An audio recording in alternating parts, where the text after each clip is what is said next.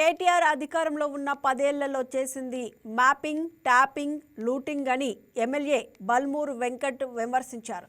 ఈ వ్యవహారం బయటకు రావడం వల్లే సిట్ విచారణ ఎదుర్కోవాల్సి వస్తోందన్నారు. ఇంకా సిగ్గు లేకుండా అటెన్షన్ డైవర్షన్ అని ఉదో 4 ప్రాసలు రాసుకొచ్చి మీడియా ముందు మాట్లాడడం గొప్ప కాదని చెప్పారు. ట్యాపింగ్ కేసు డొల్లైతే మీరెందుకు రోడ్లపైకి వచ్చి లొల్లి చేస్తున్నారని బల్మూరు వెంకట్ ప్రశ్నించారు.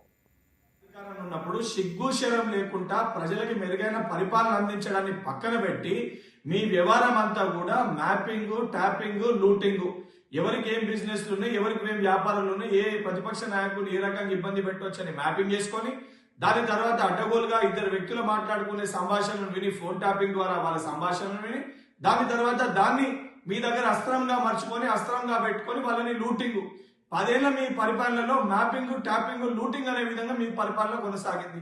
మొదటేమో ఫోన్ ట్యాపింగ్ కేసు డొల్లా అని చెప్పి మాట్లాడిన నువ్వు ఈ రోజు దాన్ని గుంజుతే తీగ పట్టుకొని గుంజుతే డొంక కదిలిన అనే విధంగా మీ మొత్తం కుటుంబం కూడా ఈ రోజు వణికే పరిస్థితి ఉంది. సిగ్గు శరం లేకుండా మరి ఫోన్ ట్యాపింగ్ కేసు డొల్లా అయితే రోడ్లపై వచ్చి ఆందోళన ఎందుకు చేస్తున్నారు? ఎందుకు ఇంత భయాందోళనకు గురవుతున్నారు?